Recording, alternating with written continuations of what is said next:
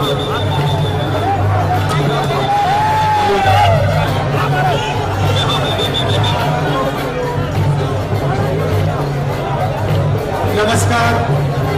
कैसे आप सब लोग? ठीक है भैया, ये जो ढोल है थोड़ा बंद कीजिए। सबसे पहले जो यहाँ पे लोग नाच रहे हैं, आप सबका बहुत बहुत धन्यवाद। अब एक सेकंड शांत हो जाए भाई। भैया आपने बात नहीं सुनी, मैंने बोला शांत हो जाए, आप नारे लगा रहे हो।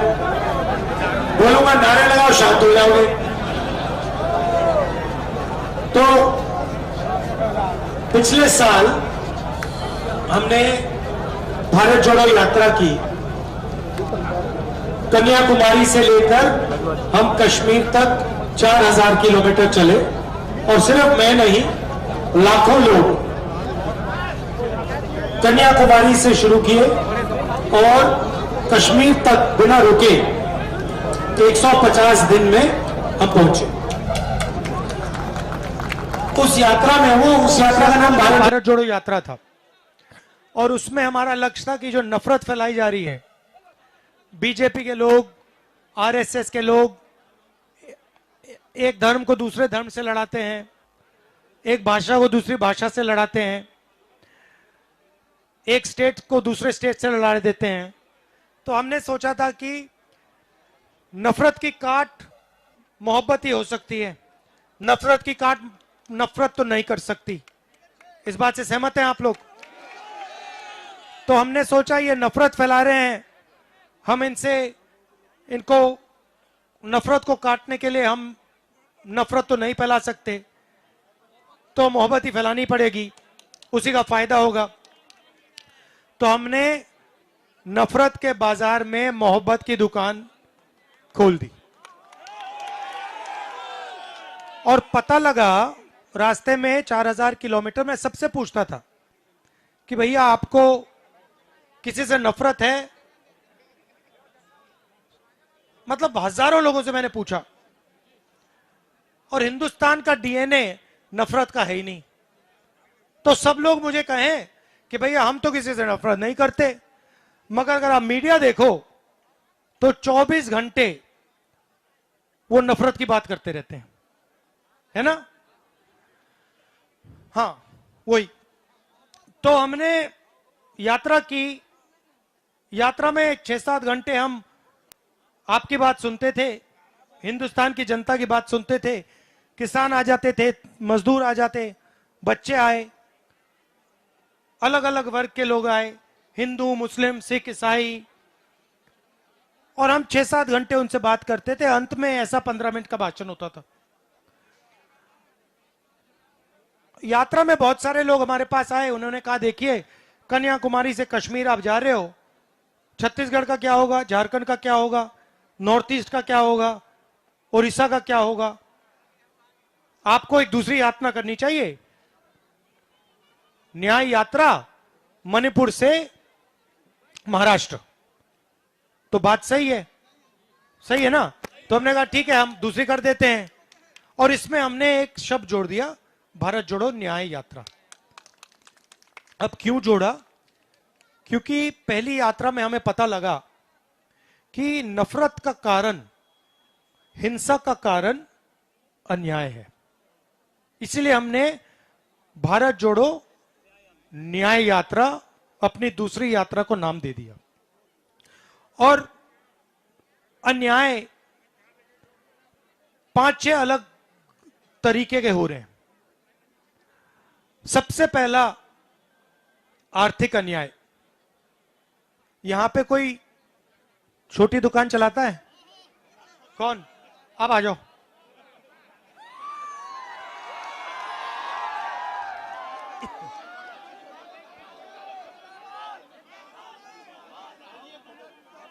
आ जाओ, आ जाओ। आपका नाम क्या है?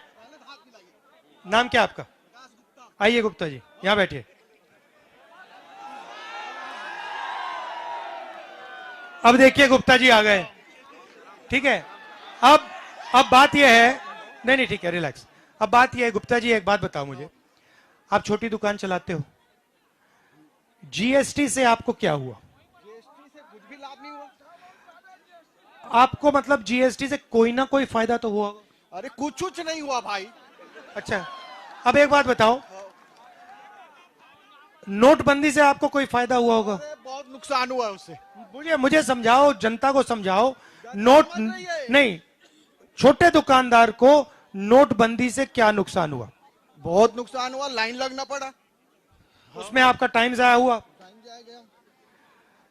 तो ये जो दो योजनाएं हैं, इन्होंने छोटे दुकानदारों को नुकसान पहुंचाया, मजदूरों को नुकसान पहुंचाया, किसानों को नुकसान पहुंचाया, तो फायदा किसको हुआ?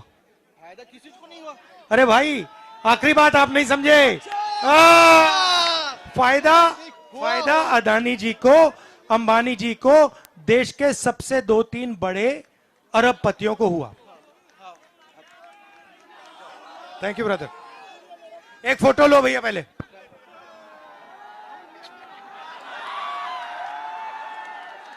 आज मोहब्बत की है, मोहब्बत की दुकान है, मोहब्बत की। बिल्कुल, थैंक यू। तो नोटबंदी से, जीएसटी से छोटे दुकानदारों को फायदा नहीं हुआ, सिर्फ अरबपतियों को फायदा हुआ। अभी कर रहे हैं। अब देखिए, देश में आज 40 साल से सबसे ज्यादा बेरोजगारी है। ये भैया एक मुझे मोबाइल फोन दो जरा। ये मोबाइल फोन कहां बना है? नहीं, ये भारत में नहीं बना है, ये चाइना में बना है। इस मोबाइल फोन को कौन सा अरबपति बेचता है? इसको 2-3 बड़े अरबपति बेचते हैं। इस मोबाइल फोन से चाइना के युवाओं को फायदा होता है और हिंदुस्तान के अरबपति को फायदा होता है। हिंदुस्तान के युवा को इस सेलफोन की फैक्ट्री में काम मिलने का मौका नहीं मिलता। अभी वापस देना है इसको, नहीं तो प्रॉब्लम हो जाएगी। तो हो क्या रहा है, चाइना का माल यहां सबसे बड़े अरबपति बेच रहे हैं, हिंदुस्तान में रोजगार पैदा नहीं हो रहा है।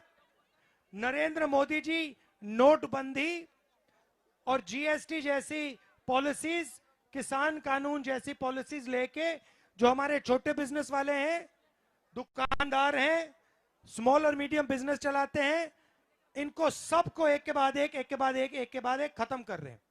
आप कोई भी इंडस्ट्री देख लीजिए, चाहे वो सेलफोन की हो, हथियारों की हो, इंफ्रास्ट्रक्चर की हो, आपको एक बड़ा अरबपति उसमें मोनोपोली लिए बैठा दिखेगा। जो छोटे व्यापारी हैं, आप छोटे व्यापारी हो, तो जो छोटा व्यापारी है उसके लिए बैंक के दरवाजे बंद हैं। नीरव मोदी, ललित मोदी, अदानी, ये कितने भी पैसे का बैंक लोन ले सकते हैं, और फिर भैया अगर ले लिया और वापस नहीं देना तो वो भी ठीक है, वो भी माफ है। मगर अगर किसान कहे भैया मेरा माफ कर दो, तो उसको मार के भगाएंगे। तो ये हुआ आर्थिक अन्याय, बेरोजगारी, महंगाई, जीएसटी, नोटबंदी। अच्छा, एक और सवाल भैया, ये पीली शर्ट सुंदर आपने खरीदी, ये कितने की खरीदी? कितने की खरीदी यार? 1000 रुपए की देखो टी शर्ट खरीदी इन्होंने, ठीक है। इसमें आपने जीएसटी कितना दिया? 28% जीएसटी दी, इनके जेब से आया।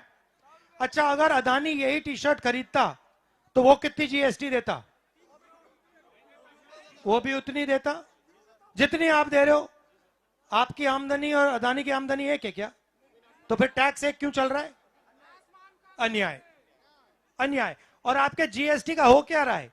ये इसने जीएसटी दी, आप सब ने शर्ट खरीदने के लिए, पैंट खरीदने के लिए, चश्मा जूता खरीदने के लिए जीएसटी दी। जीएसटी गया सीधा अदानी जी की जेब में, सीधा डायरेक्ट अदानी जी के जेब में गया।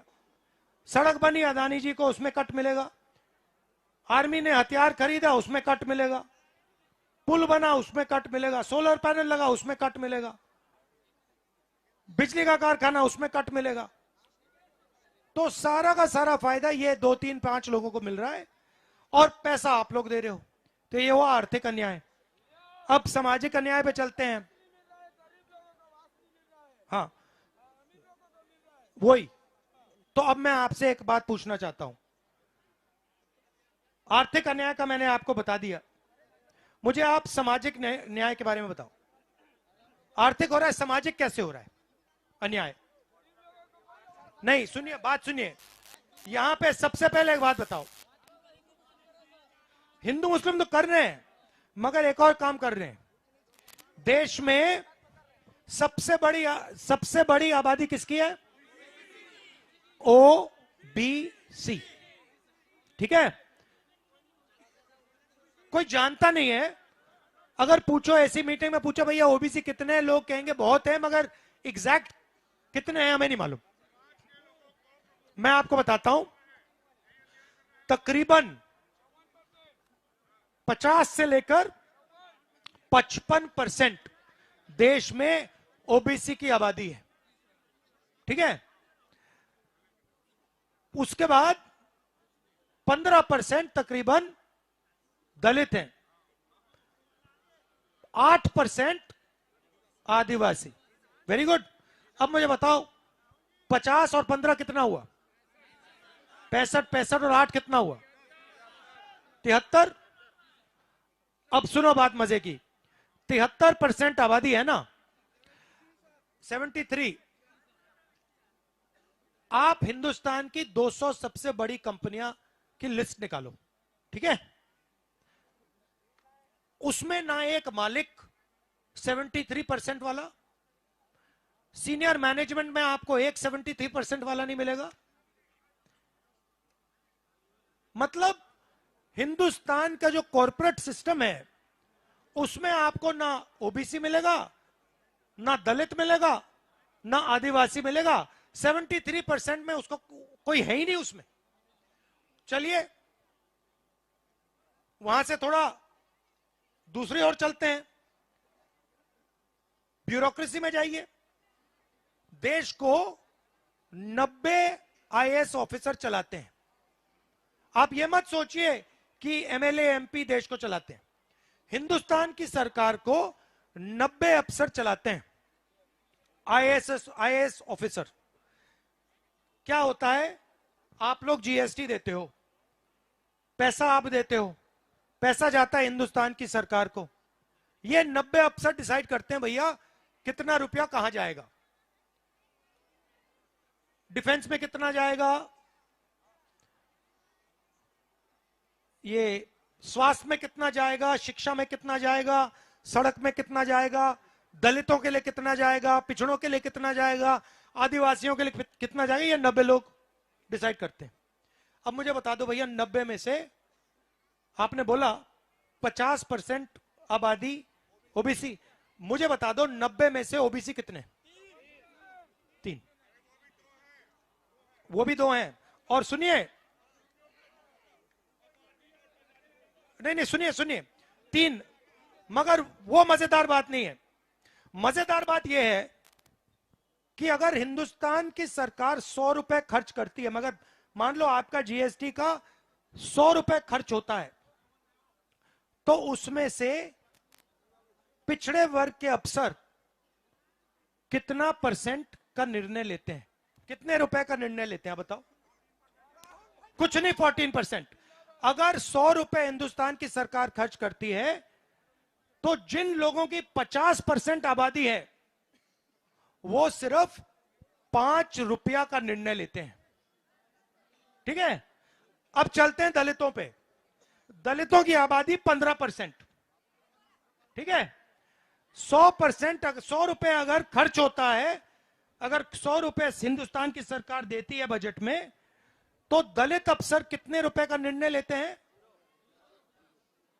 1%, मतलब 1 रुपया। अब चलिए आदिवासियों पे। आदिवासी 8%। 8% अफसरों का कितने रुपए का निर्णय होता है? 10 पैसे भाई और बहनों। मतलब सबको मिलाकर 100 रुपए में से 6 रुपए 10 पैसे का निर्णय 73% लोगों के अफसर ले रहे हैं। ठीक है, अब मैंने आपको बता दिया कॉर्पोरेट इंडिया का, बता दिया, अब मैंने आपको ब्यूरोक्रेसी का बता दिया। अब चलिए प्राइवेट अस्पतालों को देखते हैं, जो आजकल सरकारी अस्पतालों को बंद किया जा रहा है और सारे के सारे प्राइवेट किए जा रहे हैं। मुझे बताओ, हिंदुस्तान के प्राइवेट अस्पतालों के मालिकों में 73% के कितने लोग? एक भी नहीं। अच्छा चलो, उनके मैनेजमेंट में ओबीसी, दलित, आदिवासी के कितने लोग? एक भी नहीं। चलो ठीक है, छोड़ो प्राइवेट अस्पताल, छोड़ो, प्राइवेट यूनिवर्सिटी कॉलेज की बात करते हैं। पूरे देश में पूरे के पूरे कॉलेजेस यूनिवर्सिटी प्राइवेटाइज होने, मुझे बता दो प्राइवेट यूनिवर्सिटी प्राइवेट कॉलेजेस के मालिक 73% में से कितने? Zero, zero. अच्छा ठीक है, उनके मैनेजमेंट में दलित, आदिवासी, पिछड़े कितने? जीरो। तो भैया, ना शिक्षा में आपके लोग, ना स्वास्थ्य में आपके लोग, ना जुडिशरी में आपके लोग, ना बिजनेस में आपके लोग, ना आईएएस में आपके लोग। तो आपके लोग हैं कहां? मैं बताता हूं। नहीं नहीं हैं, नहीं मैं बताता हूं, आप समझिए। आजकल एक नई चीज चली है, कॉन्ट्रैक्टर होता है ना, वो ठेकेदार, वो कॉन्ट्रैक्ट लेबर में लोगों को नौकरी देता है। मतलब उसको 2 मिनट में अगर उसने थोड़ा सा काम ठीक नहीं किया या बीमार हो गया, तुरंत 1 सेकंड में निकाल देंगे।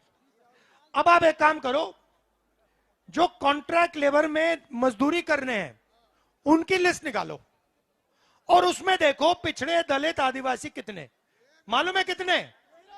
100%। भाइयों बहनों, आप लोगों का काम, पिछड़ों का, दलितों का, आदिवासियों का काम 100% कॉन्ट्रैक्ट लेबर में है। मगर देश को चलाने में, देश के स्वास्थ्य के सिस्टम में, देश के शिक्षा के सिस्टम में, कोर्ट्स में, सरकारी व्यवस्था में आपका कोई नहीं है भाइयों बहनों। मतलब जो पहले हुआ करता था, आजादी से पहले, कि जो हमारे पिछड़े लोग थे, दलित थे, आदिवासी थे, वो सिर्फ मजदूरी का काम करते थे, उधर ही नरेंद्र मोदी ले जा रहा है देश को। और भैया, जो मैंने आपसे आज बोला, ये आपने कभी मीडिया में देखा है? अच्छा तो मुझे बताओ, मैंने चेक किया है, हिंदुस्तान की सबसे बड़ी मीडिया कंपनी में, टीवी और अखबार की कंपनी में कितने आदिवासी, कितने दलित, कितने पिछड़े लोग?